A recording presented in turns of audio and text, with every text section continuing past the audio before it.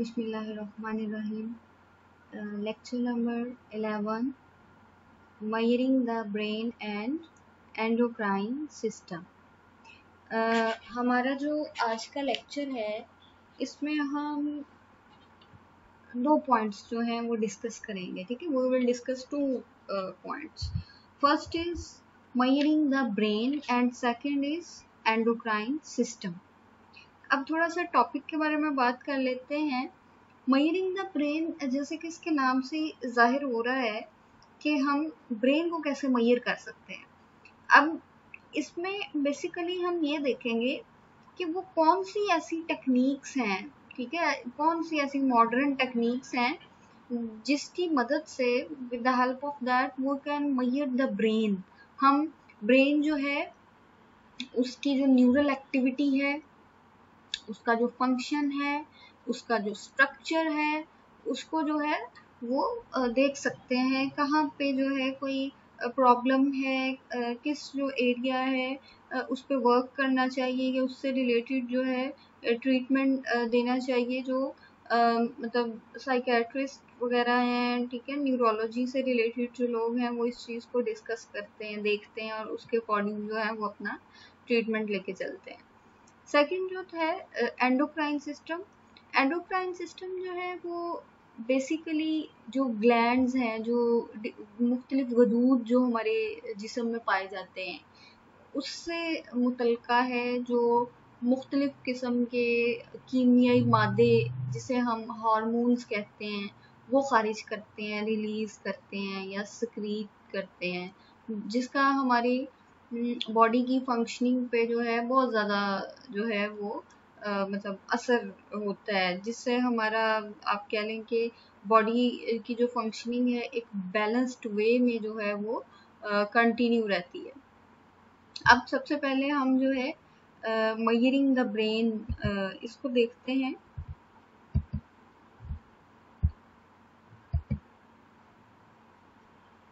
जो different philosophers थे, ठीक है, डिफरेंट जो साइंटिस्ट थे वो बहुत अरसा पहले, ठीक है, मैनी इयर्स अगो वो इस चीज़ के लिए they are striving for it, कोशिश कर रहे थे, ट्राइंग फॉर इट, कि कोई ऐसी टेक्निक होनी चाहिए जिससे हम जो है ब्रेन को मेजर कर सकें. तो फाइनली फ्यू डिकेड्स बैक, ठीक है, उन्होंने कुछ इस तरह के तरीक़ेकार जो थे यूनिक मॉडर्न किस्म के जो थे इन्वेंट किए, जिसकी मदद से जो है ये चीज़ पॉसिबल है.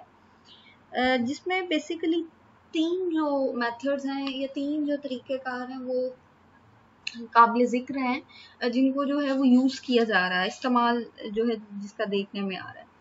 सबसे पहले है electroencephalography, EEG, first one.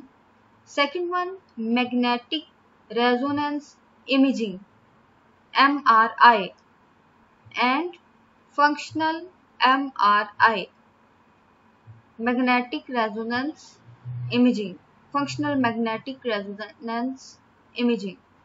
And third one is positron emission topography, PET. Now we discuss one by one all techniques. ठीक है, ये देखें. सबसे पहले जी हमारे पास है electroencephalography, EEG. EEG or electroencephalography is used to record the electrical activity of the brain. This procedure involves placing electrodes on a person's scalp or skull, and the electrodes are metal discs attached to wires and are usually mounted in a fabric cap that fits over the head. Typically, the person is conducting certain tasks while electrical activity is recorded. EEG is superior to other brain imaging techniques like PET, MRI, fMRI. EEG is more superior.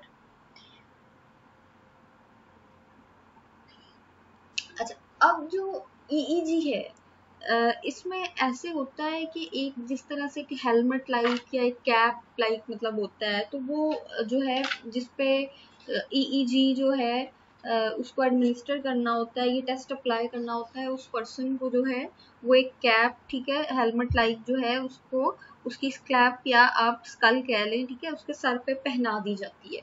उस पर different electrodes लगे होते हैं और उनके ऊपर mention होता है कि ये ब्रेन के किस एरिया जो है उसके साथ कनेक्ट होंगे। जैसे कि अगर आप इमेज में देखें तो इधर FP1, FPZ, FP2 साथ में मेंशन है डिफरेंट कलर्स के साथ। प्री फ्रंटल कॉर्टेक्स जो हमने अपने प्रीवियस लेक्चर्स में फ्रंटल लोब्स की डिफरेंट लोकेशंस पढ़ी थी कि वो जो है हेमिस्फीयर्स जो होते हैं उनमें उनकी लोकेशन कहाँ कहाँ होती है, ठीक है, वो इस तरीके से। तो जिस जिस इलेक्ट्रोड को जो है जिस भी एरिया में ब्रेन के अटैच करना है वो इस तरह से इलेक्ट्रोड्स के ऊपर वो इस तरह से मेंशन होता है, तो उसको जो है उस एरिया में जो है वो अटैच कर दिया जाता है। और देन ये जो इलेक्ट्रोड्स होते हैं ये डिफरेंट जो वायर्स होती हैं उनके साथ अटैच होते हैं। एंड देन पर्सन को कहा जाता है कि वो कोई जो है कॉग्निटिव एक्टिविटी परफॉर्म करे, जैसे वो किसी ऑब्जेक्ट पे फोकस कर रहा है, वो कुछ पर्सन जो है वो कुछ सोच रहा है, तो इस दौरान जो है उसके जितने भी इलेक्ट्रिकल जो है वो मतलब एक्टिविटी जितनी भी ब्रेन में इस दौरान परफॉर्म होती है, यानी उसका किसी चीज को परसीव करना, फिर उसके ब्रेन के डिफरेंट पार्ट्स में जो है इंफॉर्मेशन का जाना एंड देन प्रोसेस होना, उस नतीजे में जितनी भी इलेक्ट्रिकल एक्टिविटी परफॉर्म होती है वो जो है इसमें नोट हो जाती है। पता चल जाता है कि कौन सा जो है पार्ट जो है वो क्या मतलब किस तरह से उसकी वर्किंग हो रही है। अच्छा, इसमें एक चीज और जो है इलेक्ट्रोएन्सेफलोग्राफी में आती है, that is event related potential ERP।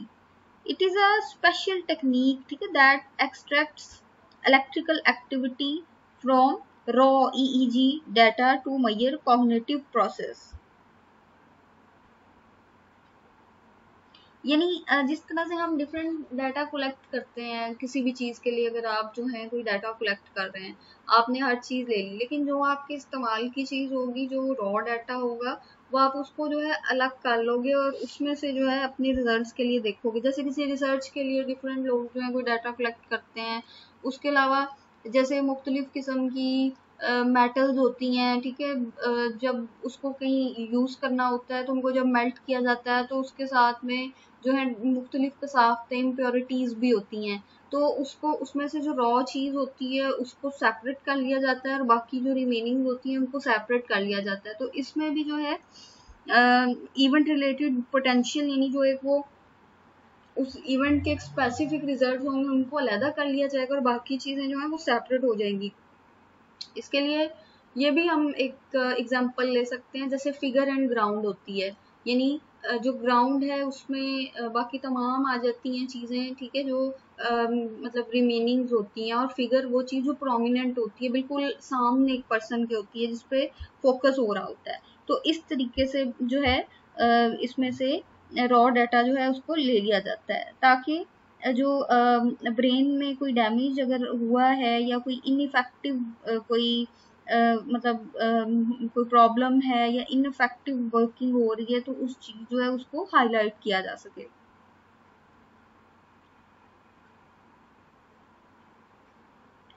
Okay, so electroencephalography or EEG is basically a method, ठीक है, used to measure brain activity in which electrical activity of the brain is recorded from electrodes placed on a person's skull. And ERP, event related potential, is a special technique that extracts electrical activity from raw EEG data to measure cognitive processes. तो ये technique जो है इस तरीके से जो है apply की जाती है, इलेक्ट्रिकल एक्टिविटी जो है उसको असेस करने के लिए, जिससे अगर कोई ब्रेन का पार्ट जो है वो ठीक तरीके से जो है वर्किंग नहीं कर रहा है, इनइफेक्टिव है या कोई डैमेज हो गया है कोई, तो उस चीज के बारे में जो है पता चलाया जा सके वहां से। नेक्स्ट जो हमारे पास जो है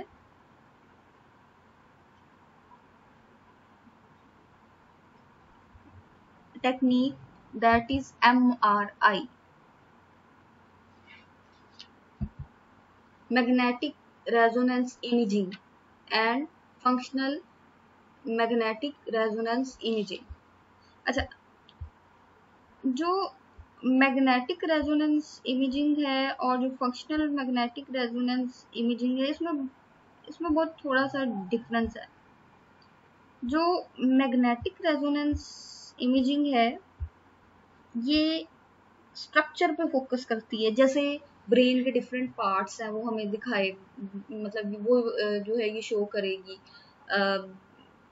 समटाइम ऐसा होता है कुछ, जैसे एक साइकोलॉजिकल डिसऑर्डर है स्किज़ोफ्रेनिया, उसके नतीजे में जो है ब्रेन के जो हेमिस्फीयर्स होते हैं वो श्रिंक होना शुरू हो जाते हैं, तो मतलब उसके स्ट्रक्चर में चेंज आ जाती है। जैसे समटाइम कहा जाता है कि लिवर जो है बड़ा हो गया है, ठीक है, हार्ट जो है वो अपना जो नॉर्मल एक पर्सन का मतलब था उससे थोड़ा बड़ा हो गया है, या किडनीज जो हैं वो किसी प्रॉब्लम की वजह से, डायबिटीज़ की वजह से इफेक्ट हो के उनका जो स्ट्रक्चर है वो डैमेज हो गया है, उसके किसी पार्ट में जो है वो चेंज देखने में आ रहा है, सेल्स में खराबी आ गई है, इस तरह से।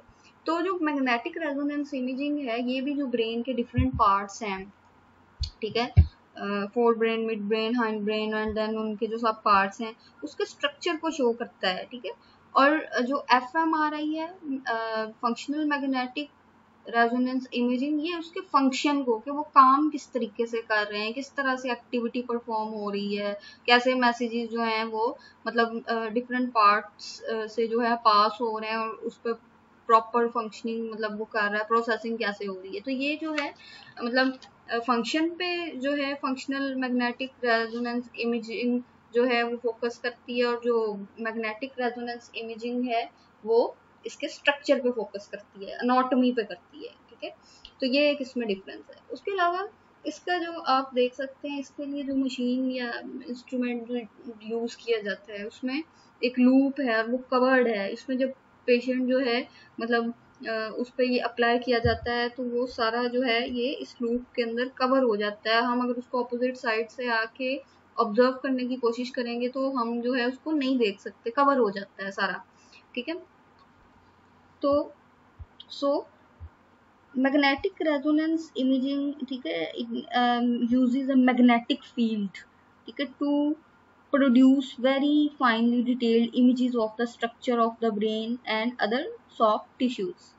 In MRI, the patient lies on a platform or bed that slides into a tube surrounded by a circular magnet.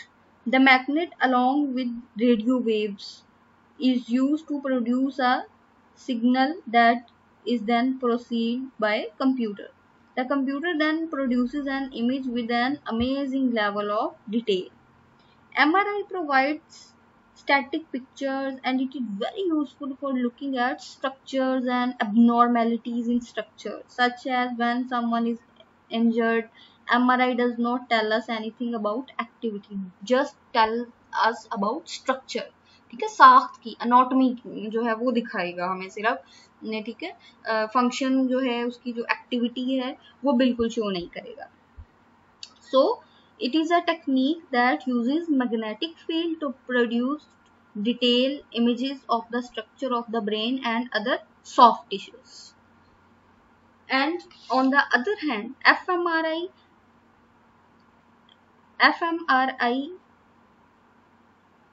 जो है that shows proper function, ठीक है, किस तरह से वर्किंग हो रही है, जो एक्टिविटी उसमें हो रही है उस चीज को दिखाएगा। MRI equipment takes very clear detailed images of soft tissues, ठीक है, including the brain, but it does not record brain activity. On the other hand, जो है fMRI highlights brain activity function, जो है हमें उसका जो है जो उसकी जो एक्टिविटी उसके अंदर जो हो रही है इलेक्ट्रिकल, वो जो है शो करेगा। सो brain imaging technique that uses magnetic fields to produce detailed images of activity in areas of the brain and other soft tissues, ठीक है, वो एफएमआरआई जो है उसको जो है रिप्रेजेंट करेगा।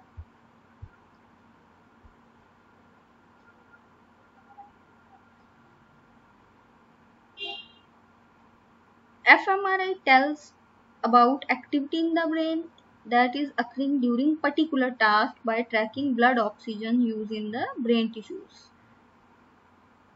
fMRI provides a better measure of where activity occurs than EEG does. It is not without drawbacks. For one thing, it is very expensive, so it does not provide very precise measure of when activation occurs in response to a particular stimulus or task. It is not entirely clear exactly how directly fMRI images reflect underlying neural activity. Some studies suggest a fairly direct correlation with processing in certain cortical areas.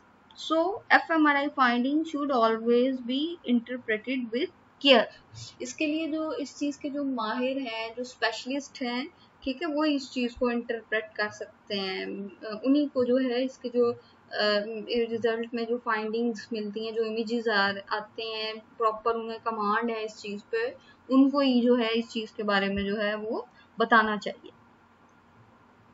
Then हमारे पास है third one and last technique of measuring brain, that is positron emission topography. It also looks like a MRI and fMRI test machine, but having a little difference. इसमें आप देख सकते हैं कि जो loop है वो कवर्ड नहीं है, ओपन है, ठीक है। उसमें एक सिलेंडर लाइक एक ट्यूब थी, ठीक है। उसमें जब इसको एडमिनिस्टर किया जाता है तो वो कम्प्लीटली जो पर्सन है उसको कवर कर लेती है, लेकिन इसमें ये लूप जो है ये कवर्ड नहीं है, अदर साइड से जो है जाके ऑब्जर्व किया जा सकता है पर्सन को। अच्छा, it is a brain imaging technique that measures blood flow to active areas in the brain. It measures blood flow to brain areas in the active brain. From these measurements, researchers and doctors can determine which brain areas are active during certain situations. PET involves injecting the particular patient or participant with a harmless radioactive form of oxygen or glucose. The brain then takes up the oxygen during cell metabolism. Thanks to the radioactive label on the oxygen, scanners and computers can be used to create images of the brain regions using that oxygen during a certain task. Although the results are very informative, the use of radioactive substances means PET is not risk-free. It is not risk-free क्योंकि radio active जो है वो use कर रही होती है radio active substances. PET is not risk-free. fMRI is a much safer way to image metabolism in the brain. अच्छा, अब ऐसा है कि जो हमने ये तीनों जो टेक्निक्स हमने स्टडी की हैं, इसमें जो EEG थी वो सुपीरियर थी, fMRI जो है वो सेफर है, और जो PET है वो थोड़ा सा रिस्की है। लेकिन जो fMRI जो और MRI है ये उसके अलावा एक्सपेंसिव भी हैं, और इनको रिजल्ट्स को इंटरप्रेट करने के लिए स्पेशलिस्ट की ज़रूरत होती है।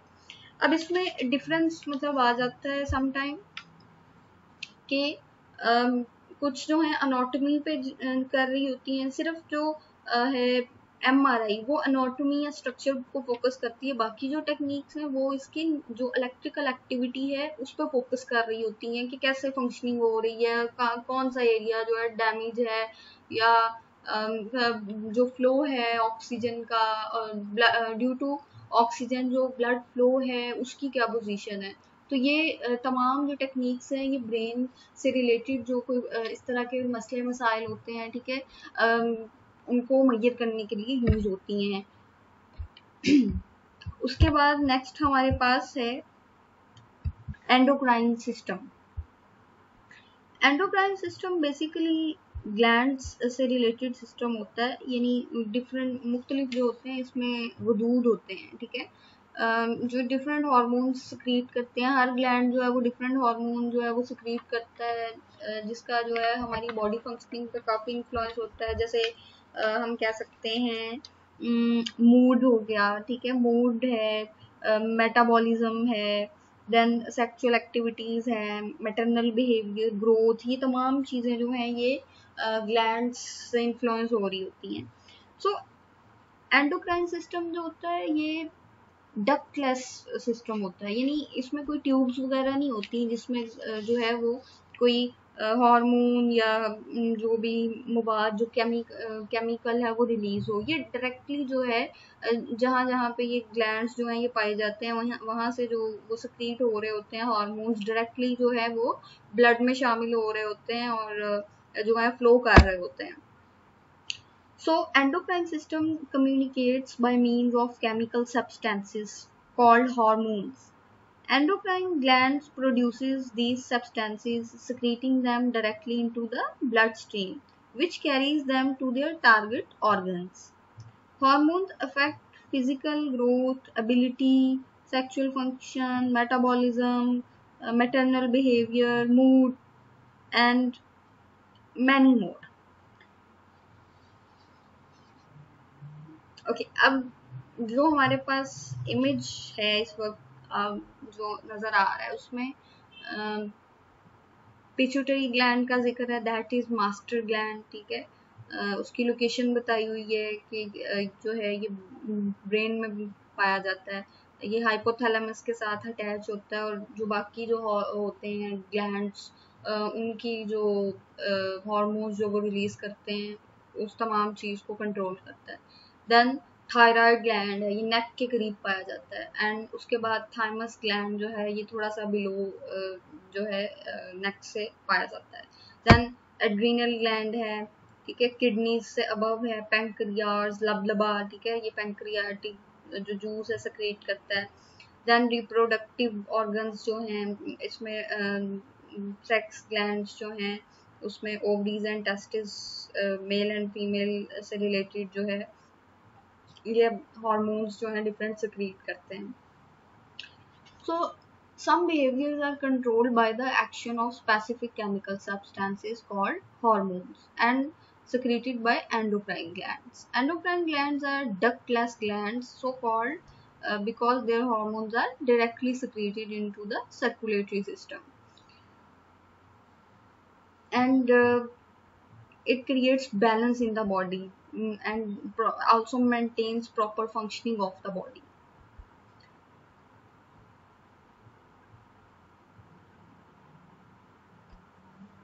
First of all, we'll discuss pancreas gland. अच्छा, जो pancreas gland है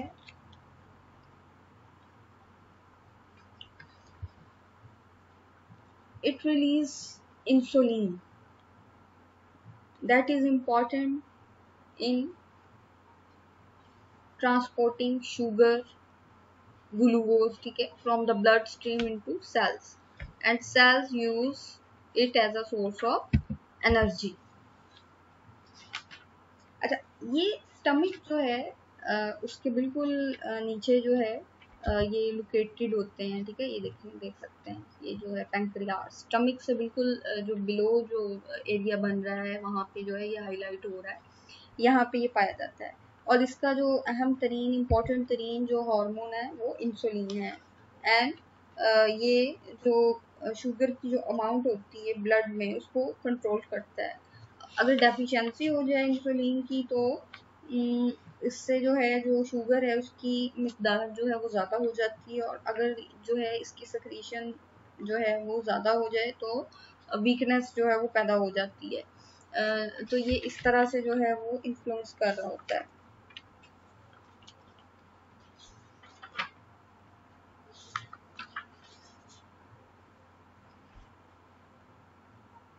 अच्छा, अब जब इंसुलिन जो है वो डिटरमाइन करती है how much sugar is converted into glycogen and how much is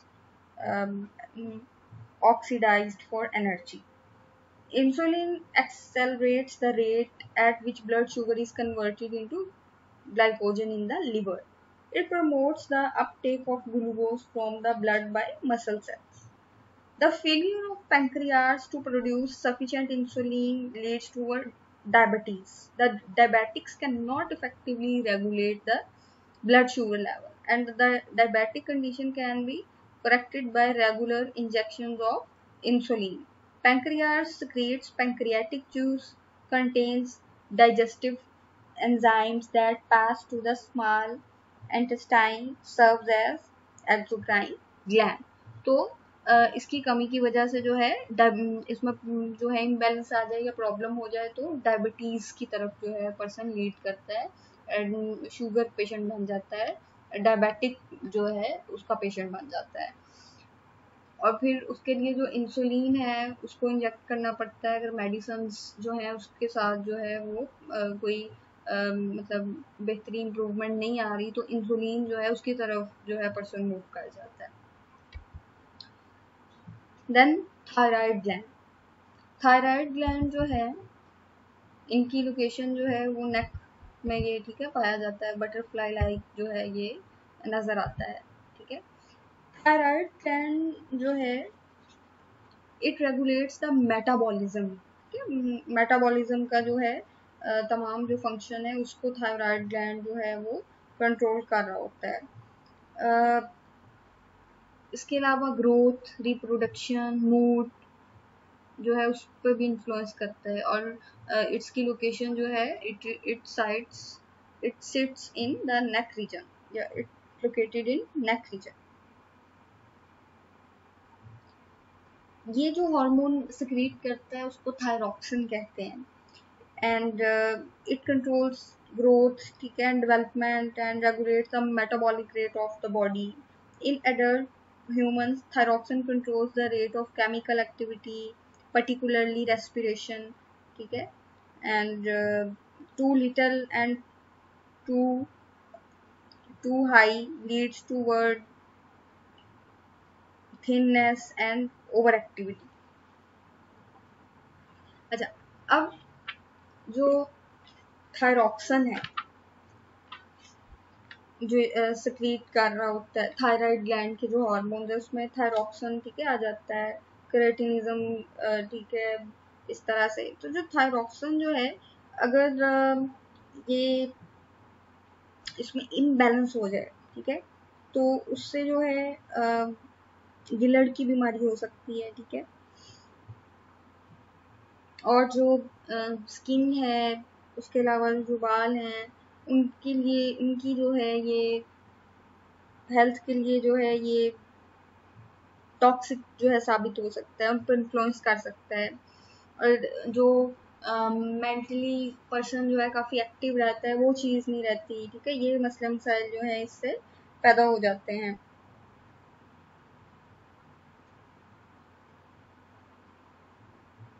thyroxine की कमी से आयोडीन की ठीक है कमी हो जाती है। ठीक है, और जो डेवलपमेंट है वो स्टॉप हो जाती है, रुक जाती है।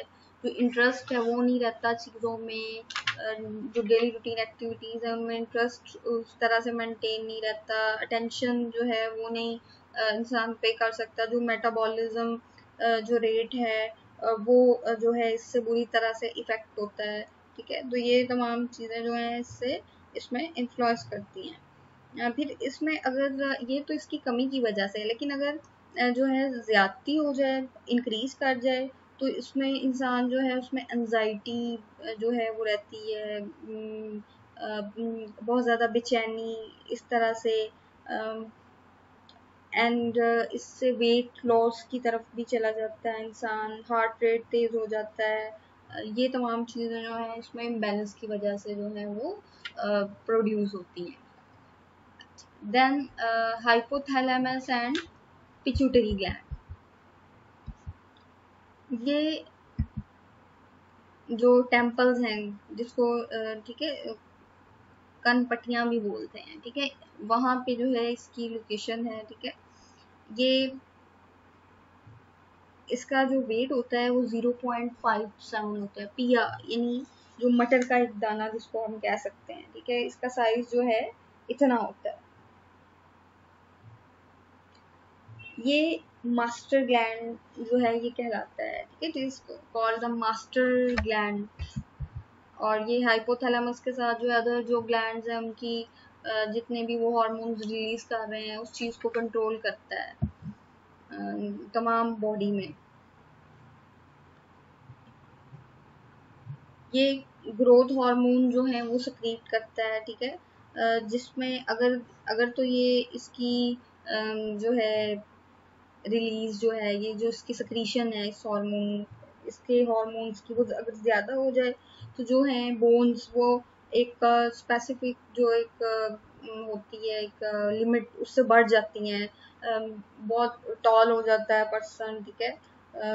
इस तरह की चीज़ें हो जाती हैं और बहुत ज़्यादा लेजी कह सकते हैं, वीक, ठीक है। लेकिन ऑन द अदर हैंड जो है अगर इसकी अमाउंट जो है वो कम हो जाए रूटीन से, ठीक है, जितना नीडेड हो उससे कम हो, तो उसमें फर्द का जो की हाइट है वो काफ़ी छोटी रह जाती है। अपनी हाइट जो है उसकी अपने हम उम्र लोगों की निस्बत जो है वो काफ़ी छोटी होती है। और इसकी ये चीज़ है कि ऐसे जो पर्सन होते हैं कहा जाता है यूजली कि वो बहुत ज़्यादा मेंटली बड़े शार्प होते हैं, एक्टिव होते हैं, फिजिकली भी जो है काफ़ी एक्टिव होते हैं। फिर इसमें और भी कुछ चीज़ें आ जाती हैं। कुछ सूरतों में जो है अगर अडल्टहुड में इसका सक्रीशन जो है वो मामूल से कुछ ज़्यादा हो नॉर्मल रूटीन से, तो उसमें जो है upper body and lower body उसका जो है साइज उसमें भी मतलब डिफरेंस आ जाता है। कुछ लोग जो हैं उनका धड़ जो है वो ज़्यादा लंबा होता है, कुछ की टांगें लंबी होती हैं, लेग्स। तो ये तमाम चीज़ें जो हैं इस वजह से आती हैं। जो स्केलेटल होता है पूरा या वो इम्बैलेंस मतलब उसमें होता है, कुछ चीज़ें जो हैं वो ज़्यादा जो है उनकी ग्रोथ हो जाती है, कुछ जो है उनकी नहीं। तो एक प्रॉपर जो शेप होती है बॉडी की वो नहीं रहती। लेकिन अगर इसकी मतलब टाइम पे अगर ये चीज़ जो है अगर पता चल जाए तो with the help of medicine and ये जो हार्मोन है इसको जो है कंट्रोल किया जा सकता है। इसकी कमी या ज्यादती जो है उसको with the help of medicine, ठीक है, कंट्रोल किया जा सकता है, इम्प्रूवमेंट लाई जा सकती है। देन हमारे पास है एड्रीनल ग्लैंड। एड्रीनल ग्लैंड जो है ये अबव किडनीज जो है आप देख सकते हैं, इसकी लोकेशन जो है मौजूद है adrenal gland above kidneys on both sides, ठीक है।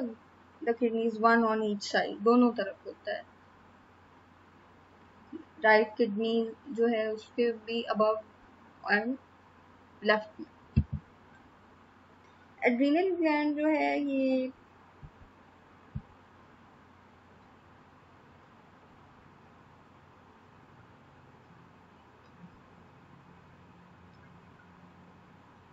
एपिनेफ्रीन, ठीक है, और नॉन एपिनेफ्रीन जो है प्रोड्यूस करता है। इसमें दो इसके जो इम्पोर्टेंट जो है हार्मोन्स हैं जो हमने न्यूरोट्रांसमीटर्स में भी, ठीक है, पढ़े थे, एड्रीनालाइन एंड नॉर एड्रीनालाइन के नेम से। जो हार्ट रेट, ठीक है, ब्लड प्रेशर और जो फाइट एंड फ्लाइट की जो कंडीशन होती है, इमरजेंसी कंडीशन होती है, उन तमाम चीज़ों को जो है वो कंट्रोल करता है। इसमें जो एड्रीनालाइन है या एपिनेफ्रीन जो है जो ये हार्मोन एड्रीनल ग्लैंड जो सक्रीट करता है, ये जो है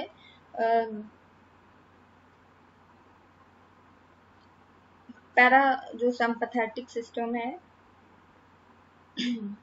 उसके ऑपोजिट काम करता है।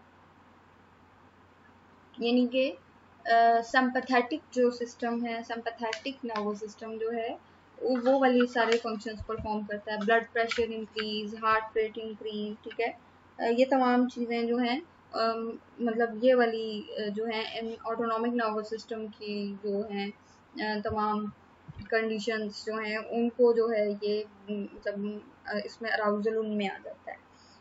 लेकिन जो इसका दूसरा जो ये हार्मोन सिक्रेट करता है, नॉर एड्रीनालाइन या नॉर एपिनेफ्रिन, वो जो है इन चीज़ों को स्लो डाउन करता है, नॉर्मल रूटीन पे लेके आता है, जो ब्रीथिंग है उसको नॉर्मल करता है, हार्ट रेट को जो है नॉर्मल करता है, और एक जैसे एक नॉर्मल जो है रूटीन में एक पर्सन होता है उस चीज़ को मेंटेन करता है, यानी पैरासिम्पैथेटिक जो सिस्टम है उस पे जो है फोकस करता है। ठीक है, it sits at top of the both sides, ठीक है, right and left above kidneys, and it release hormones in response to emotions and stress. ठीक है, एड्रीनालाइन एंड नॉर एड्रीनालाइन जो है इसके हार्मोन्स हैं।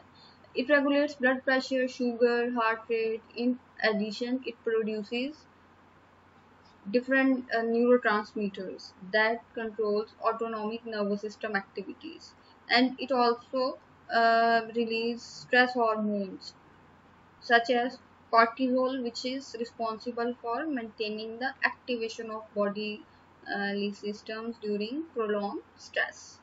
तो इस तरीके से जो है ये इंसान पे जो है इन्फ्लुएंस करता है। अच्छा, last one that is last second last that is sex gland. Sex gland जो है इसको मुख्तलिफ जो है बुक्स उनमें गोनेट ग्लैंड के नेम से भी जाना जाता है, मतलब दोनों जो है नेम इसके लिए यूज कर सकते हैं।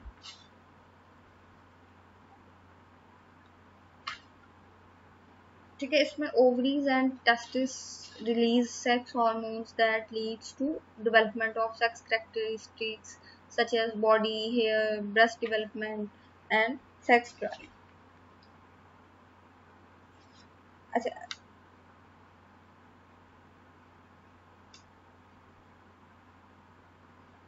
the gonads in males are testes and in females are ovaries, and they control secondary sexual characteristics at puberty, and then reproduction and other activities in both male and female.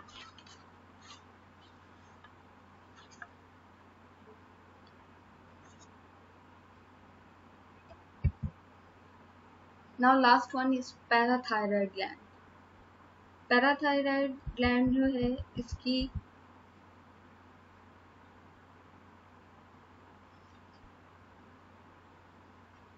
जो location होती है वो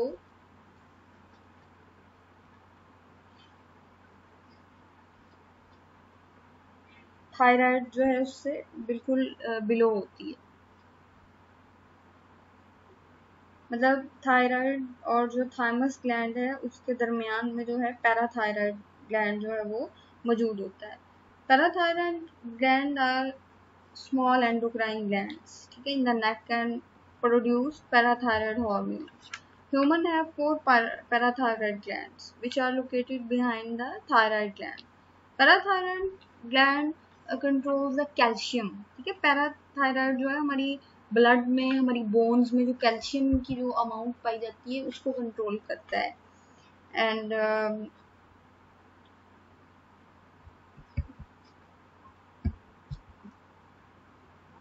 last one जो है हमारे पास thymus gland.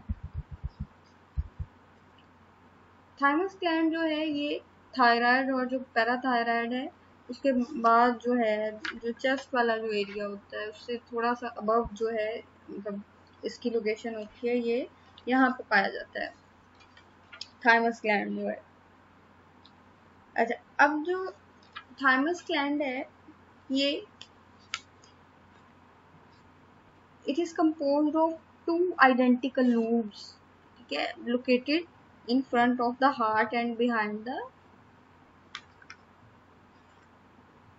sternum. The thymus is a specialized organ in immune system,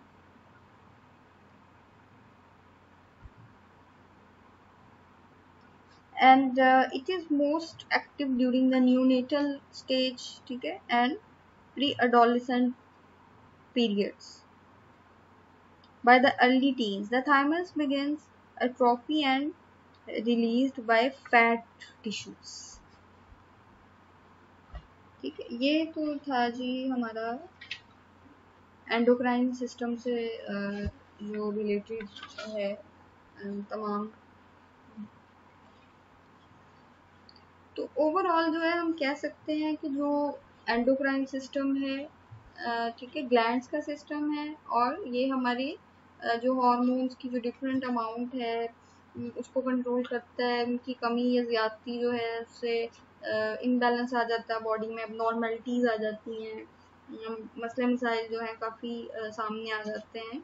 और जिसको जो है डिफरेंट जो है मेडिसिन भी मिलती हैं, ठीक है, और जैसे इंसुलिन भी मिलती है। पैंक्रियास जब है वो प्रॉपर काम नहीं करता, तो इस तरीके से जो है उनकी उस अमाउंट को उसकी जो डेफिशिएंसी होती है उसको पूरा करके जो है वो जो अमाउंट है जितनी रिक्वायर्ड होती है, नीडेड होती है, उसको बैलेंस किया जाता है ताकि जो प्रॉपर फंक्शनिंग है वो अगेन पर्सन जो है रिस्टोर कर सके।